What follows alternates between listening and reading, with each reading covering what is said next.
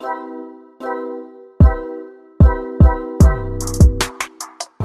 back to the Different Spectrums podcast.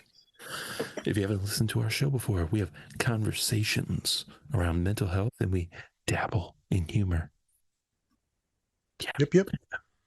We also try to help people understand, identify, and normalize their emotions from movies and shows, specifically certain scenes.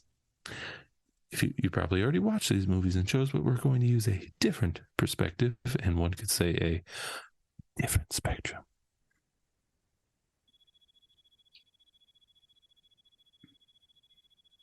America's ass. All right.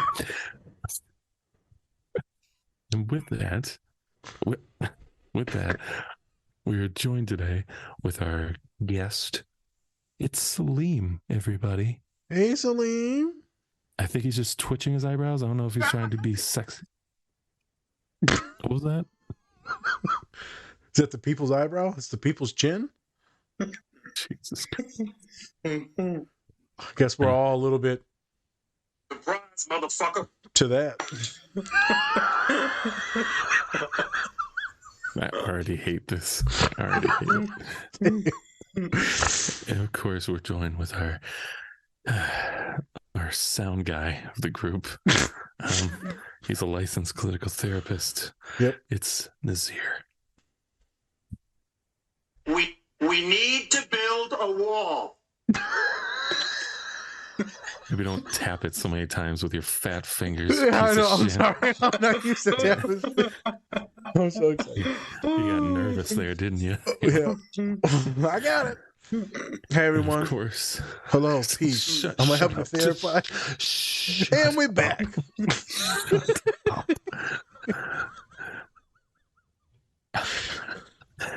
And of course, I'm your host for the show, Spencer. Yep.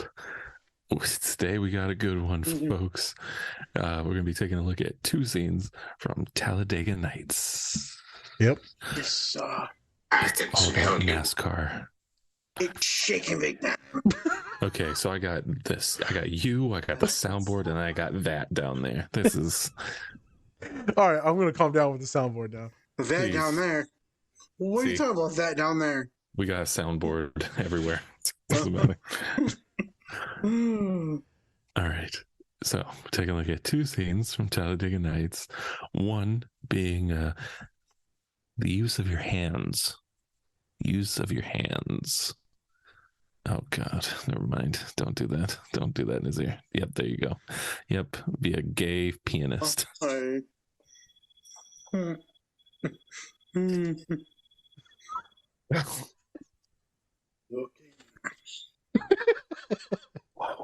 And then we're taking a look at another scene where Ricky wishes I forgot his name, but his one of his drivers not a good sign for things to come in the future. So my dad does the death prayers on people. there you go. Yep. I'm being very vague for a reason. You'll see in a second. So Yeah. I'll explain a little bit later after the clips. Nazir, anything before we get into the clips? Yeah, all jokes aside, we're going to talk about one scene to help out neurodivergent people, just kind of normalize. We don't know what the fuck we're doing sometimes socially. And then how we regulate a bunch of stuff. The second scene, we're just going to kind of have some fun. But then we're going to talk about some rage and some hate. Maybe also some delusional thought patterns that piss some of our friends off. So, oh, damn. Bless you. This is how it starts. Well, lucky I'm not there. Yep. Okay. Much love and appreciation to everyone following us. Yep. Keep liking us, subscribing us, all that good stuff at all the different places. Different spectrums, podcast. Find us. And FYI, the TikTok is starting to blow up now. So, better go hop on. Yeah, Oh, we hot. Get on this gravy train before you can. Get on the gravy train. It's the next hot thing. It's TikTok, y'all. To TikTok. We're too hot to drop. Pop in a lot. We're not playing tic-tac-toe. We're playing TikTok. There we go. You don't drop. Whoop whoop. Just get to the clip. The big story from Talladega today, little-known jackman Ricky Bobby places third in the Dennett racing machine. Ricky, first of all, where did you learn to drive like that? The car handle real good. Yeah. Can you speak up, Ricky? The car, it handle real good. So what do you think, Mr. Dennett? He sure can't drive. He's got guts. Dennett Racing needs a racer like him. Come on, Daddy, he's just a stupid cowboy. Look how bad he is in that interview. Junior, driving has got nothing to do with interviews. I just wish the hell you had a little more stupid cowboy in you. I felt like I was on a spaceship, and I'm not sure what to do with my hands. Be good just to hold him down by your side. Yeah, great. Well, we were real happy with what was going on, and at the end of the day, you got to be happy. What'd you say his name was again? His name is Ricky Bobby. Ricky Bobby? He's got two first names. Whatever the hell his name is, let's get him over here. Everything ended up fine. Yeah, okay, everything was fine. Thanks. Great job, Ricky. Good job in the car. Ricky Bobby, a force to be reckoned with possibly in the near future. He's suffering from catatonic shock. His injuries are minor, but right now he can't deal with the trauma of the wreck. Golly, this is a hard decision. But I have thought about it, and I want the plug pulled. Yeah. Ma'am, your husband's not dying. He's just taking a nap.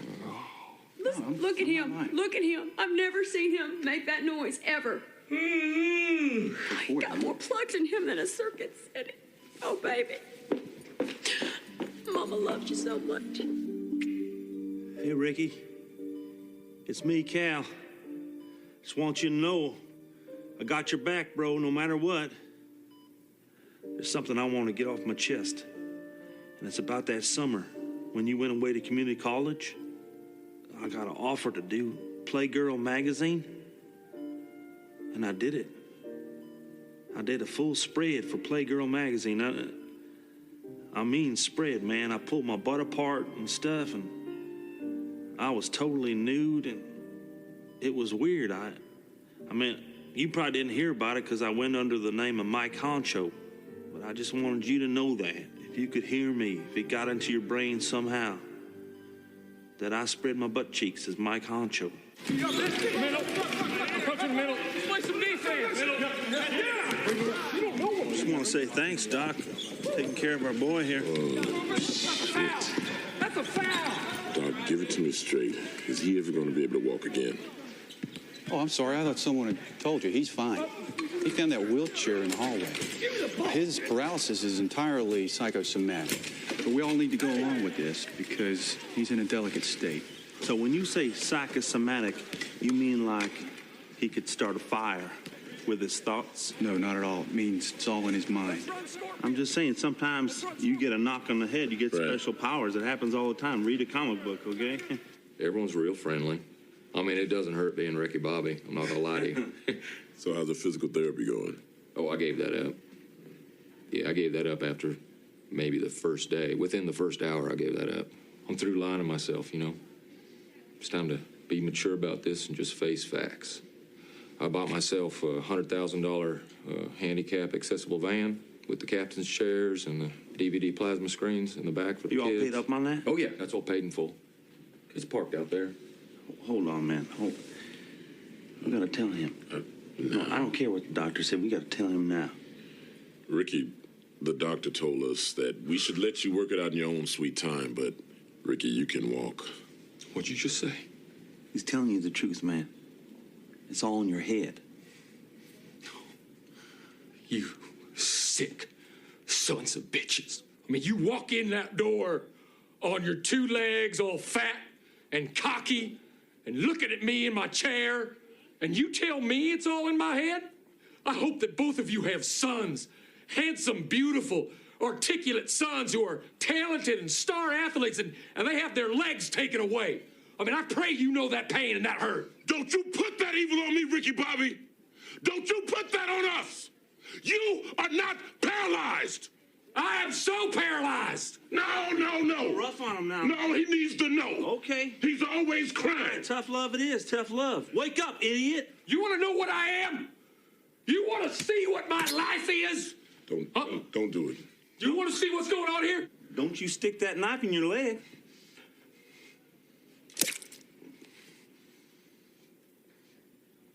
Oh, man! Ow! Well, hold on. Ow! Oh, man! Hold on now. Hold on. Oh, that hurt! Walk it off. Oh, man! Walk it off. Ow! Stretch it out, man. Stretch it out. Hey, man. You can walk. You can walk. I can walk. You can walk.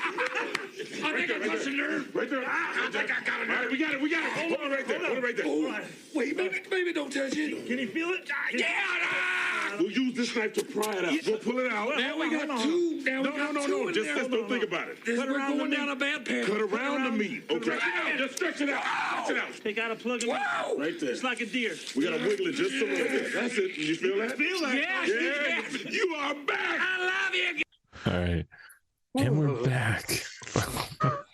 I don't think I can freak him out anymore. We're back.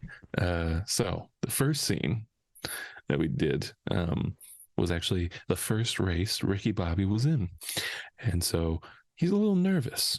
And he starts playing with his hands and keeps putting them up to like his face and then not knowing what to do. He doesn't know the volume of his voice.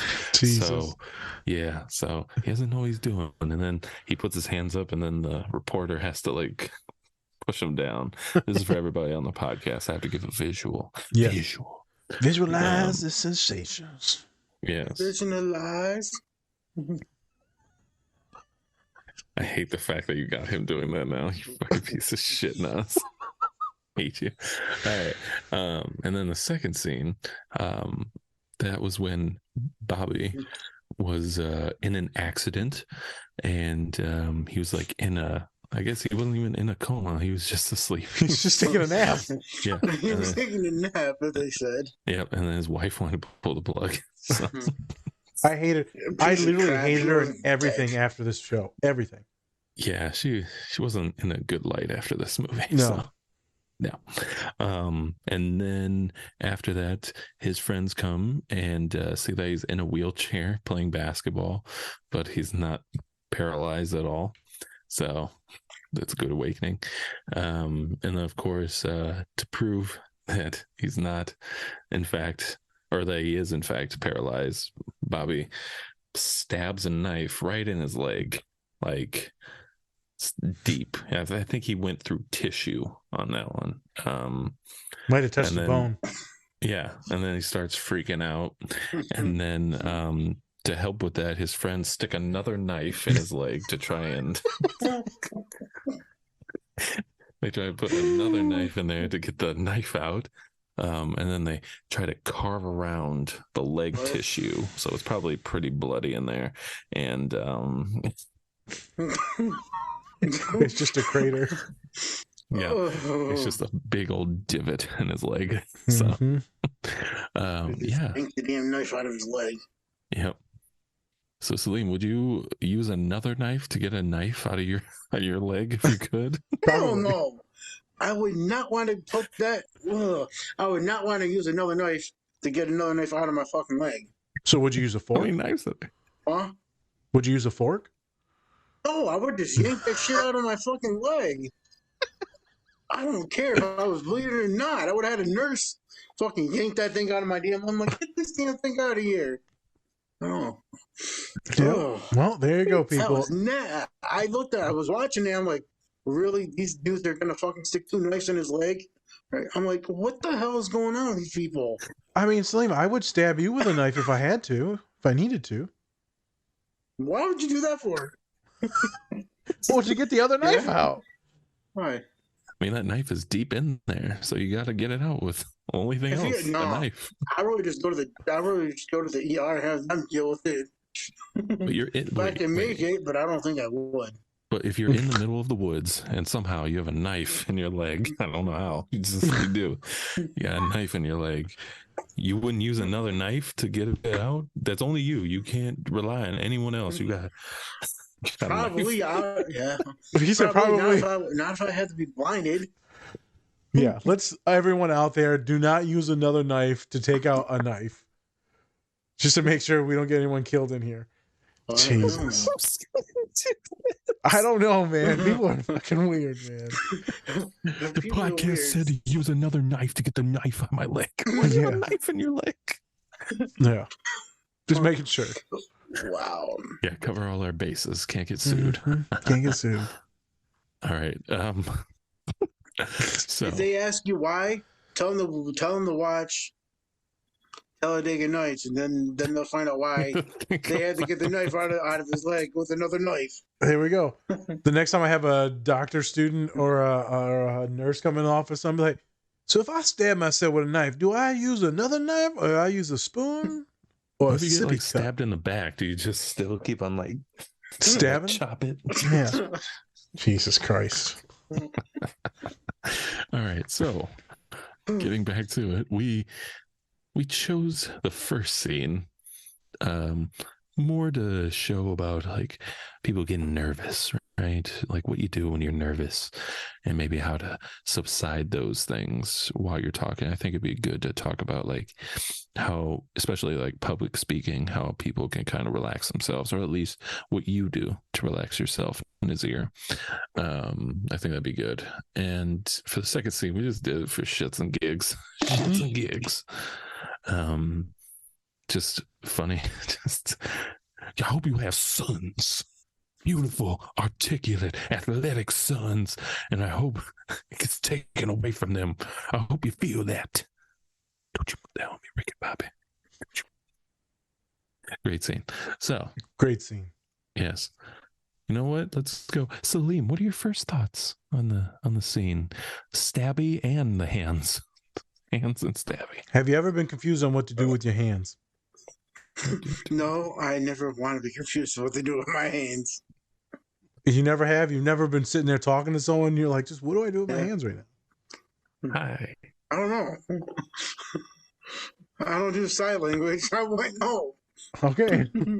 Honestly, Saleem doesn't have too much social anxiety. He just does his thing. He's got like supreme confidence. Was it? What? Oh, you just said what's up. I was like, what just happened? I was like, did you just have a stroke? Did you say what's up or buzz up? He said, what's up? I know what you said. I was just like, when I'm working. I say what's up to all my coworkers. Hey, what up? Yeah, Saleem just does his thing, man. He talked to anyone at any time. He's not one of the neurodivergent folks that are like, I don't know what to do right now. They just kind of freeze. It's not. He doesn't have the Colin vibes when it comes to that. I see. Only this is if more it of will a stop Colin. freezing in this freaking room. I'm freaking like shivering still. Oh, it's because it's cold. It's cold here in America right now, Saleem. It's yeah, and I'm fucking freezing as hell. He has no feet after this podcast. Sorry, Saleem, we gotta cut him up with knives. Yeah, maybe we stab you with a knife, you'll warm up. I'm trying to warm up. I got a hoodie and sweatpants on and shorts on underneath. I'll come in there in a second. I'll figure it out. Jesus fucking... Are we doing a show or are we just talking? What the fuck is happening right now? I don't know. I'm just saying. It's cold in America, folks. What do they call it? The cyclone bomb or whatever the hell is going on right now? I've never heard that. All right. Oh, yeah. It's called the cyclone bomb or bomb cyclone with the something. Fold checks. Spence, have you ever been kind of weirded out with what to do with your hands and stuff or what? Or your voice? Yeah. I think sometimes with my voice, it like I had a public speaking class and sometimes I just wouldn't know what to do. I just like put my hands on like a banister or whatever and then just leave them there. That's it. Like I wouldn't like sometimes I just stick them somewhere and I just leave them. I don't like some people can really talk with their hands, which is like, yeah, you know, yeah, like all of that, and they do it well. Me, I'm just like, so we are here today to talk about yeah, I just sometimes I don't know what to do with my hands. My voice is fine usually. Okay. I know my volumes and that, but yeah, no usually with my hands. We got to get you like Bernie Sanders always has that pencil. You just got to get a pencil and just kind of wave that. Sometimes I do the Obama, where I'm just like, yes, right, yes. Yeah. Everyone's got their thing. I had one student that she would always talk, and she was like the leader on this thing, and she'd always talk, and she would do this when she would be talking to people, like just kind of like, and so then Tara randomly starts doing it while she's like lecturing. And I'm like, Tara, put your fucking hands. And then I was like, fuck it, I start doing it. Yeah, she would do this where she would tap them. And so then it's like 5 of us all making fun of her while she's talking. She literally died on stage or in front of us. I'm like, because Tara's like, why is she doing that with her hands? I was like, I don't know, child. I don't know. Let's do it all together. We are one. Man. Oh my God. We are the crab people. Oh my God. Oh God. Part of me wants to email her. Do you still do the crab thing? Yes. Yeah, man. Some people freak out when they're up there talking. I've never had the issues necessarily with hands. Mm-hmm. I practice level of voice a lot. I try to practice speed a lot because I'm trying to enunciate things. I'm more about speeches. When I'm talking to people normally, it's fine.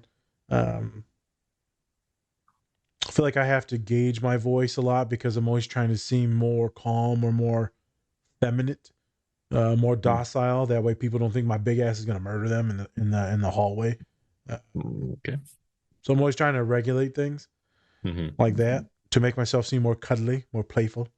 I got a lot of students that have no idea about their posture, the way they walk. I got one student that neurodivergent. They've learned to like walk by watching TV. And so since they were a kid, yes, this is a fun one. And so back in the day, they were learning how to walk and they watched models. And so they really liked on how some of these models walked. And so they decided to walk like a model. So now they walk like a model going down the runway all day, every day. And now the person's like, I'm kind of like self-conscious about this because like people will comment like, oh, you're so elegant, this and that. And I remember seeing it. I'm like, damn, they do walk like a model. Damn, girl, where you walking to? Like, why are you looking so good right now? You like elegant as hell.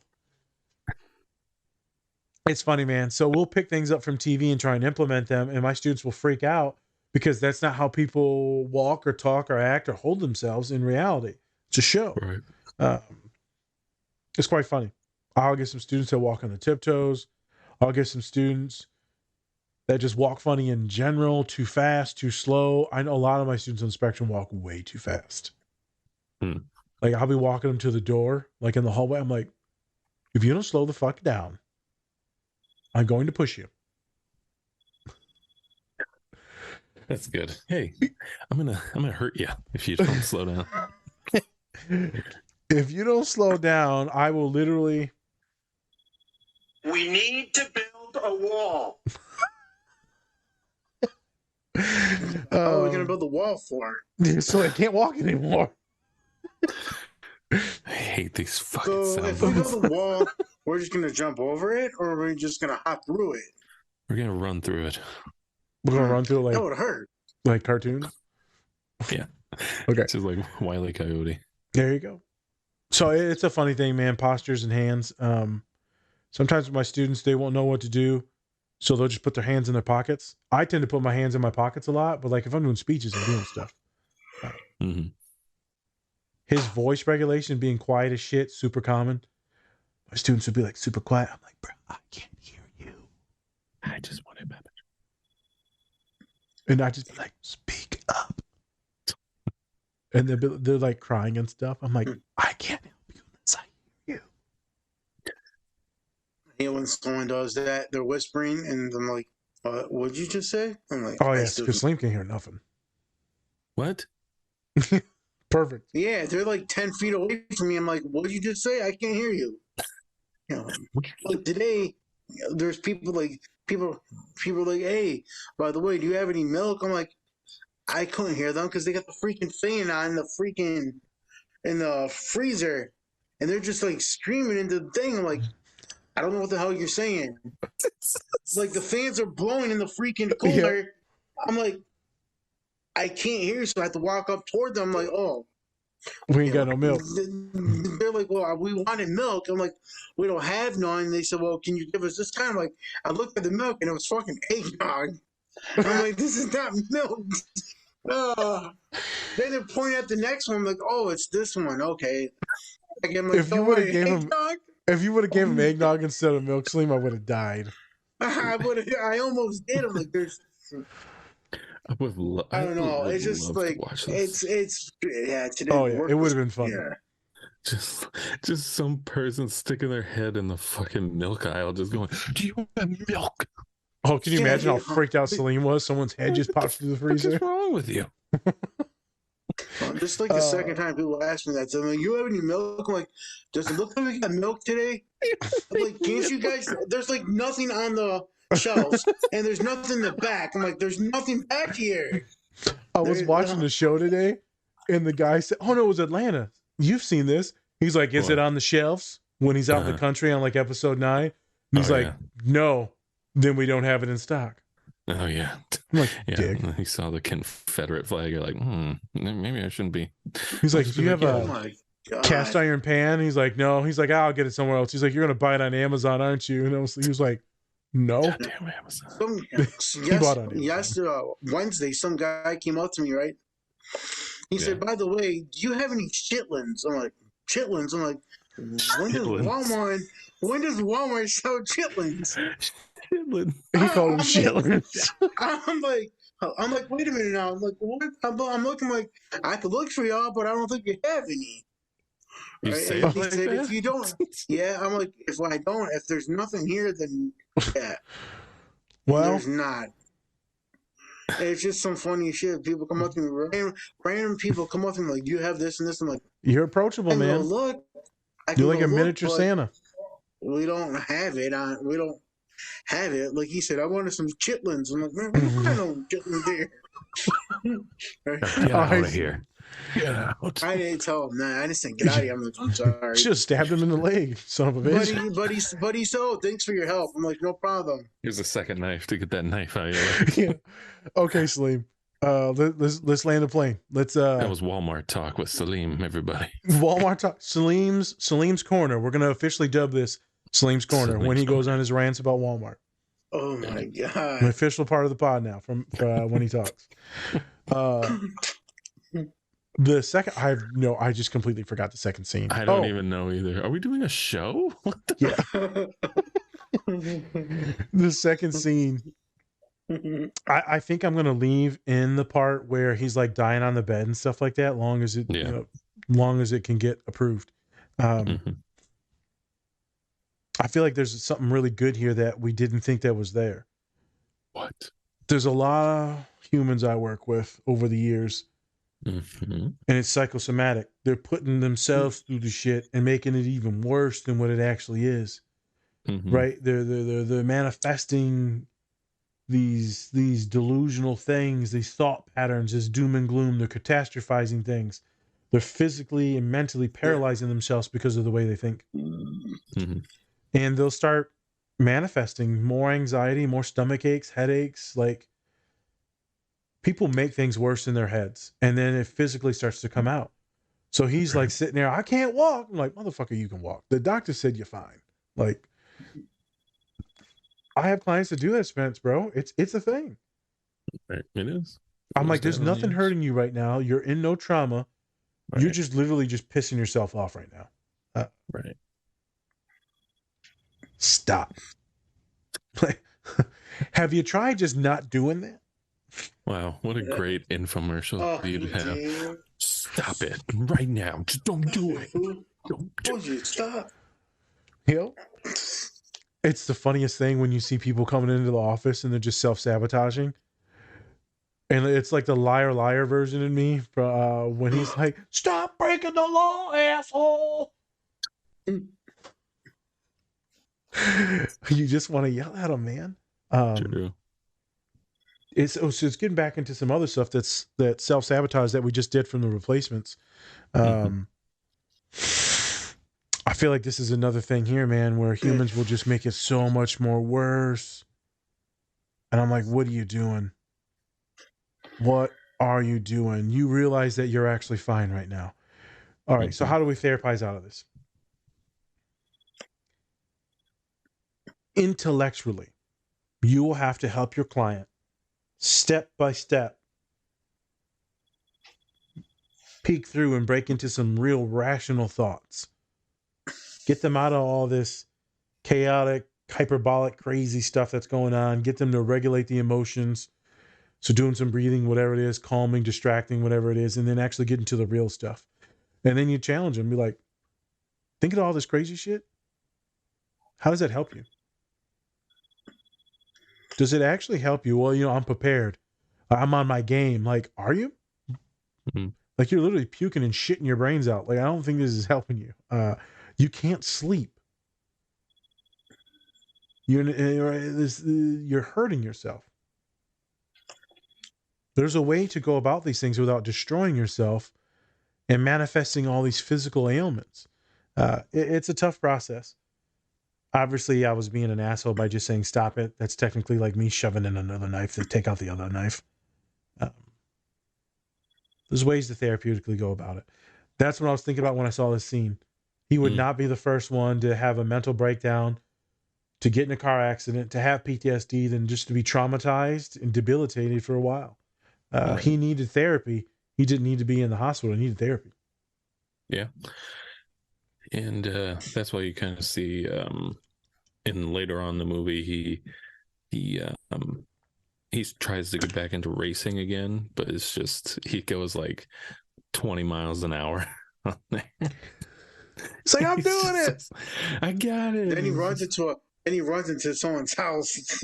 Yes. The car. He drove the car with his dad into someone's house. Jesus, I forgot about that. Well, because his dad blindfolded him and told him to drive. Feel the road, son. Feel the road. Blindfolded, and you run into someone's house. Like, oh my fucking God. There you go. That's welcome to therapy. Then the cops come, and they start doing a chase with him in the car because his dad put fucking Lucky Charms underneath the car. He had to pull off the skid out of the road or something. He pulled off into the toward the end. He pulled off because he had Lucky Charms underneath his car. I thought it was pot. So the cops are chasing him at the end. Spencer, do you have any idea what he's talking about? No. It's fine. I'll go back and watch it. It's like before the. I remember the cop chasing scene. Before you get to the end. Yeah, I think the cop chasing scene is how he realized he's back and ready to race, isn't it? Yeah. Then he pulls into the woods, and the cops keep chasing him, but he does a turnaround and ends up into the back of the woods. So the moral of the story is we need to get high as shit and drive over Lucky Charms. That's what his dad wrote. He said, "Do not eat these. These are Lucky Charms or some shit." I don't know. Okay. All right. All right. Here's a little context. Go ahead. So his dad called the cops on him and said that he planted drugs on him. So that's what it is. Yeah. And then he's driving away from the cops, and then he's driving well. And then he hides in the woods, and then he finds that it's not drugs, it's Lucky Charms. And he's like, hey, don't take these. These are Lucky Charms. Yeah. Because he needed to speed away from the cops, and that's where he gets his confidence back. So his dad does exposure therapy, but freaks him out because he doesn't want to go to prison. Yes. That's what we call good therapy. Yep. That's what I was trying to. I was trying to explain it to you. I'm like, what the hell are you all talking about? We said the same thing to you. I know. I was explaining it to you guys. He said, "What are we talking about?" Motherfucker, you was explaining it. How are you? You motherfuckers just don't get it, do you? It's too meta. It's too meta. I think I got a pimple here. Every time I hit this, it hurts. I'm sorry. That's actually sorry. That was a good additive to the pod, though, because that's how he gets over some of his fears, is by literally walking through it. Yes, he does. Look at that, Ricky Bobby's dad, a piece of shit, but also a healer. First part of. Okay. So after we just had a good conversation about the dad selling dope and a few other different things, we're gonna tie everything up and then get out of here for our ending. So I am personally going to tie it up because we had some technical issues while recording. So I'm going to finish the pod up. So today, what we went over, we had tons of fun. Excuse us for some of that. We were being a little bit crazy, talking about stabbing and this and that, all in good fun. And then Saleem going about the Walmart trials and tribulations.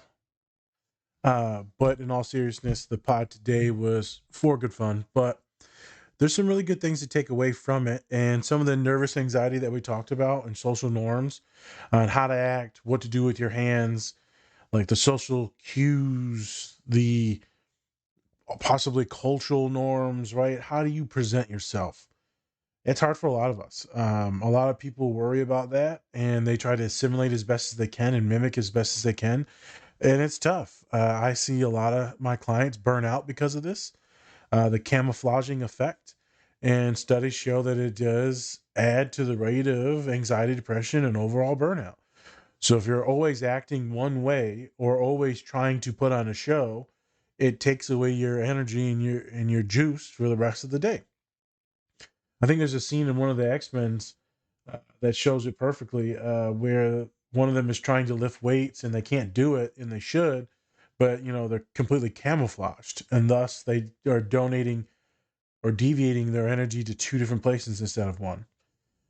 So it's a hell of a thing trying to blend in.